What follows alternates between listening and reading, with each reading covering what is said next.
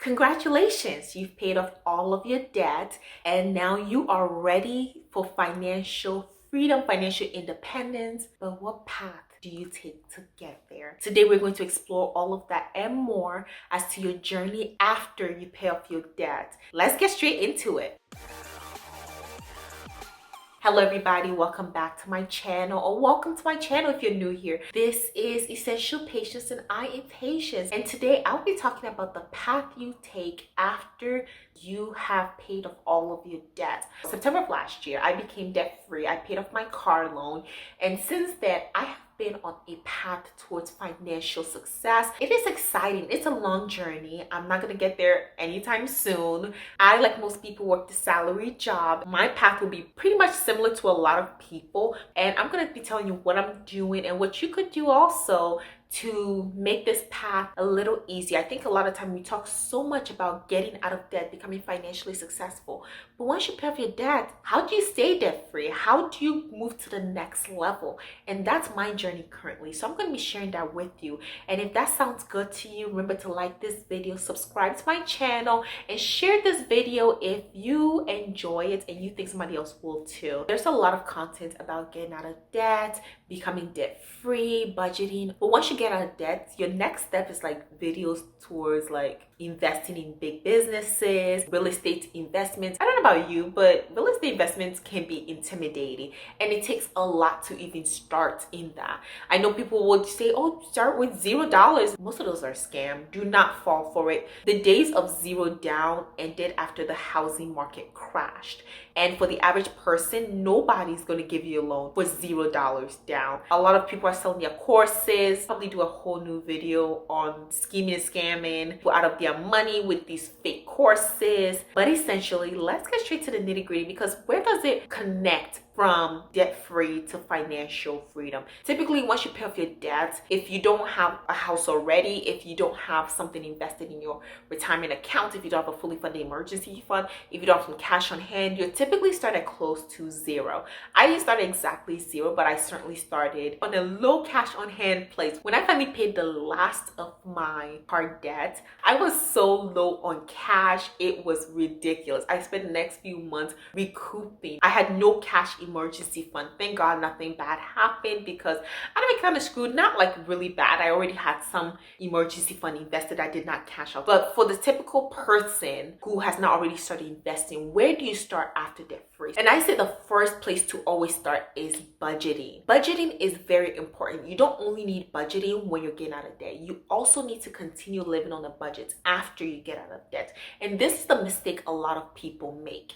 If you don't keep a budget, and a reasonable budget at that, after you pay off all of your debt, you will find yourself back in debt. You can still dig a hole for yourself after you've gotten out of that hole. Going backwards is always possible. Little things here and there that you don't keep track of, that you don't budget, can land you back where you were. It takes a long time to get used to living on a budget. And so when you get out of debt, continue budget to the T, and be intentional about each thing that you spend your money on. You want to make sure that you are tracking all of your expenses and that your budget is true to who you are. It probably will be less intense than when you were getting out of debt, but it should still take into account every single one of your expenses, and it should separate your needs from your wants to your, I wish to have this. Don't just splurge on yourself because you've gotten out of debt. If that's the case, you're not going to move towards financial independence and towards financial success. And as you go on this journey, expenses will change, so your budget should be evolving with it, as well as your financial state, your financial picture as well. Maybe you get a raise, get a second job, or maybe you took 3 jobs to get out of debt, but now you're letting go of one to slow it down a little. So because of that, you're losing income, but your budget should also reflect that. Make sure that it is as true to who you are currently as possible. Prioritize your needs, negotiate with your wants, and always remember to not overspend. No matter how far you go with your financial success, you can always spend your way back into debt. But once you are able to get that budget going, one thing that should also be in that budget is emergency fund. You should be saving for emergency fund. I would say as intensely as possible. It's something that should not be in your budget every single month after a certain while. Like, you should be able to get to a point where you've reached your financial emergency fund goal, and that would be enough. You can take it out of your budget as an item. So the way that you get a fully funded emergency fund is to take all of your expenses, which you get from your budget. So after you make a budget of all of your needs, let's say it takes me $2,000 a month to meet all of my needs. Now for a 6-month emergency fund, just multiply that by 6 and you get 12 grand. And there you go. You have $12,000 for your emergency fund you need to save towards. I mostly go towards the 6-month emergency fund rather than 3 months, but I keep a bare minimum of 3 months. So when I use my emergency fund to go towards my car, I still kept at least 3 months emergency fund just in case something happens. And something can always happen. I've not had a huge emergency yet, and I hope I never do, but just in case, I always keep something. And I find it more comfortable to have a 6-month emergency fund than 3 months. So I'm currently actually on the journey towards saving for my 6-month emergency fund. If you are okay with 3 months, great. You want to really reach an optimal level of financial success, I would say 6 months is the key. Let's say your emergency fund for 6 months adds up to $6K because your monthly expenses is $1,000. I would say still save a minimum of $10K, and that's what I did when I was in college. I was going towards $10,000 because $10,000 is enough to cover a lot of emergencies, a lot of big emergencies. Let's say your car breaks down and for some reason it's totaled and you need a whole other car. $10,000 is good to get you a decent car, even in today's car market. Let's say that something really bad happens and you lose your job and the job market's tanks. $10,000, if you cut out like things that you really don't need, can take you much farther than 6K. So I would say even if your 6-month emergency fund adds up to less than $10,000, just try to get to that $10,000 mark. Hopefully that will make you feel more secure. And you can store this money in a high yield savings account. I use the Capital One 360 savings account. They are giving over 4% as interest towards your savings account. I don't know what your risk tolerance is. I also invest part of my emergency fund into really safe index funds, and I've not had the need yet to cash it out. Having cash on hand is very important. I would never go without cash on hand ever again. So if you're going to do that, I would say don't invest more than 50% of your emergency fund, because I have no debts. I don't have a house, so I'm not gonna come up with like needing $20,000 for a brand new roof or HVAC. I don't see where I would need a substantial amount of money. God forbid. The only thing I see if I lose my job, and I'm not adding any more to it, and I'm just focused on my cash on hand. An emergency fund is your safety net. It is one of the fundamental bases of a financially successful life. It will protect you against the many ups and downs. Things have come up before where I needed money. Thank God I had it. And I will tell you one of the most recent ones, which was my computer. I was in school. My computer had been shutting off and on for about a year. I'd been working with Apple. I'd sent it in. They brought it back. It would just randomly shut off. One time I was taking an exam for school and then it randomly shut off. Thank God I could go back in there. But after almost a year of dealing with this and my Apple Care was almost over, I was like, I just took it in again and I'm like, please, like I've been on the phone with senior managers, with techs, with everything over and over again. I have restarted it. I've cleared the entire computer. What is going on? And we were there and the computer shut off too. I was so mad. So I was like, how can I fix this? And they were like, we are gonna have to send it in. I'm like, I can't do that. I have school. I'm in the middle of school. This is my lifeline. And also I'm editing videos on it. They told me that I could trade it in and get another one, but I could only get a maximum of like $400 for my computer.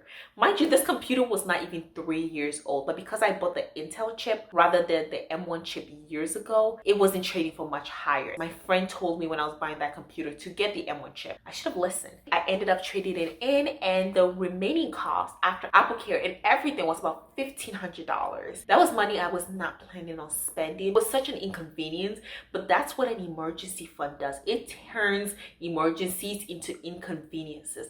Because on any other given time, had I had to pay that $1,500 out of pocket and I did not have an emergency fund, I would have been screwed. I would have had to get that money from elsewhere, but thank God for an emergency fund. After an emergency fund, we are moving towards retirement accounts. Even when I was paying off my car, I was still contributing towards my 401k. I was still taking my employer match because that's free money, cutting out different things on my budget to make it work. That free money goes a long way. It's 100% return on your money. This is where you really want to ramp it up. So even if you don't contribute because you want all of the money to pay off debt, that's what Dave Ramsey recommends. recommends. His method does work really well for a lot of people. It is still important that after you really focus on your retirement, you should be contributing a minimum of 15% to your retirement fund. But I believe in doing more. Number one, I'm always maxing out my HSA. Now, an HSA is not necessarily a retirement fund, but it is a triple tax benefit fund, and I have a whole video on it, so please go watch it. It is a health savings account, and I started maxing out since I started working. It's about $4,150 for a single person with no kids, and for family it's about $7,800. I did a whole video actually on at the beginning of this year about the retirement account. You will get the most up-to-date information for 2024. I'm just trying to get this on top of my head, which I may get the numbers slightly off. If I make it to retirement, I hope I'm as healthy as possible, but you never know. So just in case, I am always contributing with the thought process of like having kids, but then also for retirement. Most people during their 60s, 70s, 80s, 90s, however long you live, your hundreds, they would need some sort of medical help. And I don't want to ever have to go without just because I can't afford it. It also comes in handy already when you're going to doctor's appointments. You can use them. I typically pay a lot of those out of pocket, and I'm saving for the future when I have children, when I get older, to use those, because then you don't pay taxes when it goes in, you don't pay taxes on the money it grows to, and you don't pay taxes when you use it for medical expense. With your Roth IRA, which is currently something I'm working on, earlier this year I maxed out my Roth IRA for 2023 because when I was paying off my debts, I did not contribute to my Roth IRA for 2023. I am now working on the one for 2024. That is post-tax money that is growing in a Roth IRA tax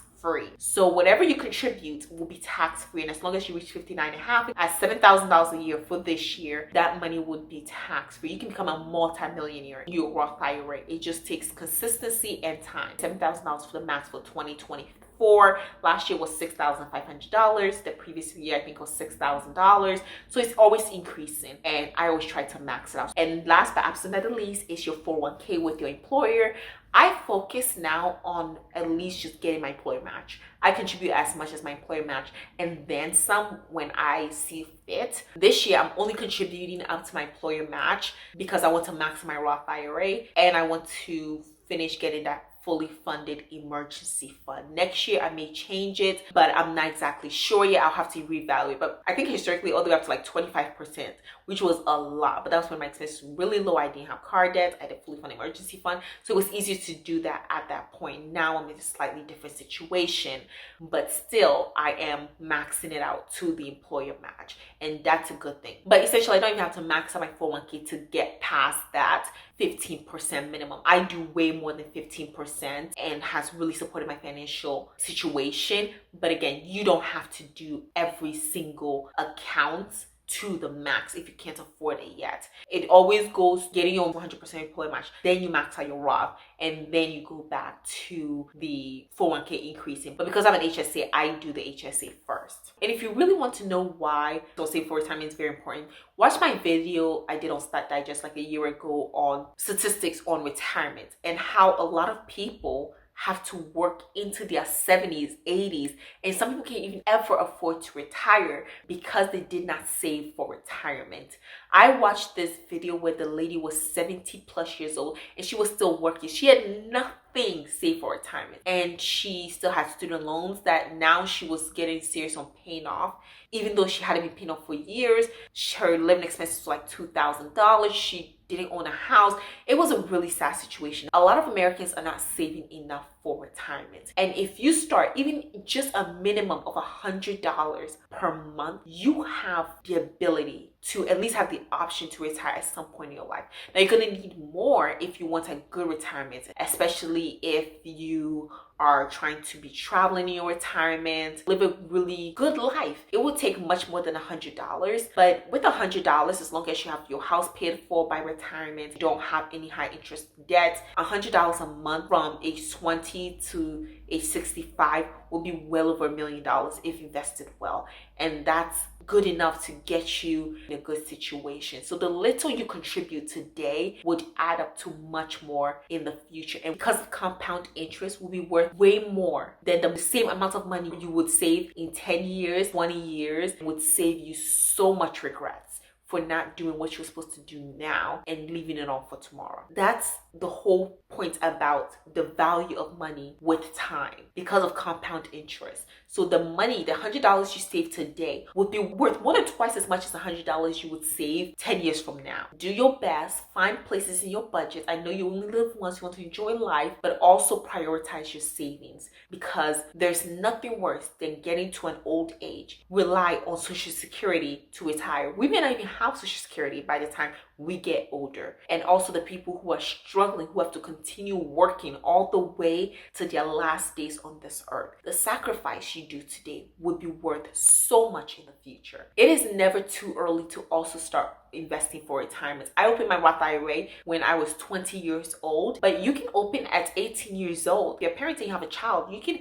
look into it. And if they're working during the summers or you employ them, if they haven't earned income, they can also open a Roth IRA. It has to be like a custodial account. I'm doing that for my kids one day when they start working. I got my first job at like 15 years old or maybe 16, whatever age it was. I could have opened a Roth IRA and just put some money in there. It would have been worth way more today. But 20 was not bad either. If you're young, start, because time goes by so fast. And while you're saving, going towards financial freedom, giving is such an important part of it. I believe in giving in every stage of your financial journey. Financial success isn't just about accumulating wealth. It's also about sharing it with those who need it, with organizations, with things that promote what you believe in. Biggest part of giving I participate in is definitely tithing and giving offering to my church, because I believe in giving of my best to God. I'm a devout Christian and I'm always trying to do better, be better, and part of that faith is giving. If you're not giving in your financial journey, I would encourage you to start doing so. The first time I tithed, I was like I said, 15 or 16 years old, doing my first job, and it was really hard to tithe. I think I made like maybe $2,000 that summer, and I was giving on top of my gross, so I was giving like $200. And I will tell you, that probably hurt more than any other amount of money I've tithed. $200 meant so much more to me than it did today, and I was really trying to stretch that money. I realized that had I not been able to give that $200 then, I would not be able to give 10% of my salary now, because as you grow, as you make more money, you become attached to that money way more than you even think. You may think it gets easier to give, let's say, 10% of your salary, but it really doesn't, because your expenses keep growing. Now when you look at that money, be like, oh, I could save that for my emergency fund, I could save that for a house, I could save that for a car, I could save that to go on vacation. You're always going to have something to do with that money. But the good thing about giving is that it is something you can build on. It's a habit that you give on. So the little that you're able to give more. The next time I think I made about $2,300, I still gave $230. Then the next time I think I made like $2,500, so I gave. The next time I was making like $10,000, I got a whole new job, and I was able to give, and I had some jobs in between college as well. I was able to give. If I was able to give $200 during my first time, it would have been way harder to give. Generosity enriches both the giver and the receiver. I always believe that if you believe in the cause that you're giving in, it's always important to also put your financial support behind it. So allocate a portion of your income to giving. Even out of the little that you have, if you give it earnestly and you continue to do it, you would feel so good about giving that you'll be able to increase it in the future. So you have to start somewhere. There are people who really have never given or donated anything or anything substantial. It might be hard to go straight into giving 10% of their salary, but you can start somewhere and then give little by little and then grow in it. Hopefully, with a given heart, with an earnest heart, you will get to a point where you are able to give not just 10%, but much more. And so I tithe through everything. As a Christian, believe in financial principles from the Bible. And that's actually where I learned a lot of my financial mindset, was through the Bible. That nothing is mine. God gives me everything. And so I give back to him what is his. It has made me way grateful for what I have. It's made me more intentional about the money that I do keep. And it opens me up for many, many blessings. And I believe God has blessed me immensely. I can't even tell you how blessed I am. God sees the heart, and he definitely blessed versus an earnest giver. And while giving and increasing the amount that I give is always a goal for me, another big goal in my life is owning a house someday. Not anytime too soon, but I don't know how I'll feel living in a single family home. I think it might be too big for me.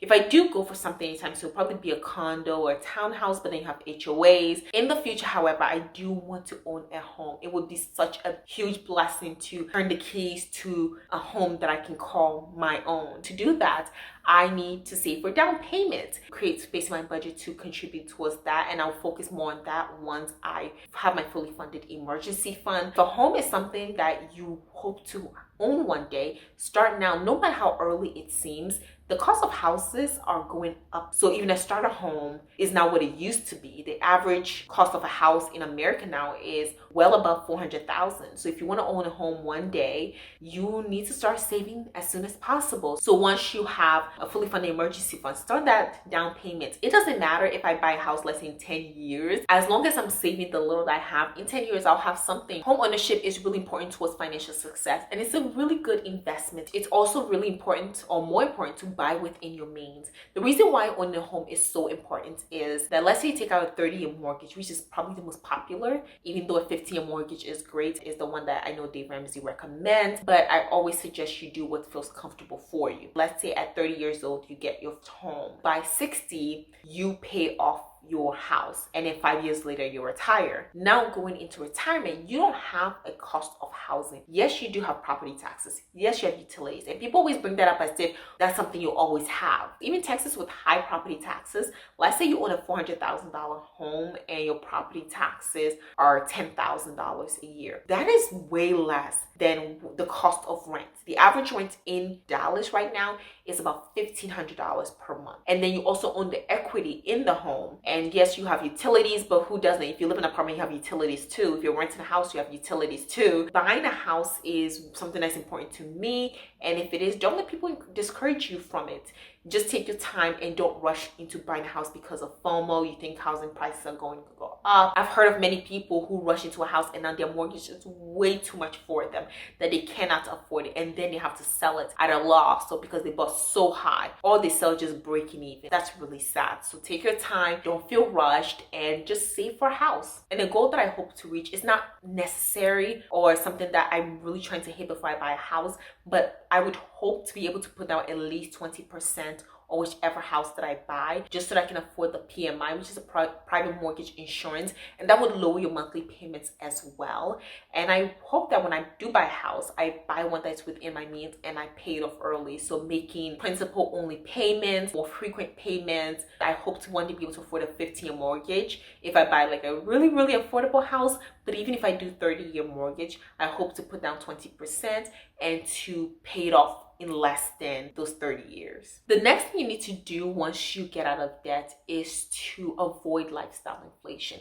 That is something that can easily come upon you once you are out of debt, because you feel like, well, I've done this, so I deserve to treat myself. I deserve to splurge myself. I deserve this vacation. I deserve to buy Starbucks coffee every day because I'm out of debt. I deserve to buy these new clothes because I'm out of debt. At least I don't have debt. And you use the fact that you don't have debt as an excuse for financial irresponsibility. Avoiding lifestyle inflation looks like this. You get a raise at work, let's say 3%. You don't go upgrade your apartment, upgrade your car, upgrade your furniture. Once you start doing that, that money that you spend upgrading your lifestyle will be way more than that 3% raise that you got. And I heard this theory one time, I think it was called like some sort of furniture theory. Let's say you get a raise at work. You decide that, oh, I want a new flat screen TV because the one that you have is no longer good for you.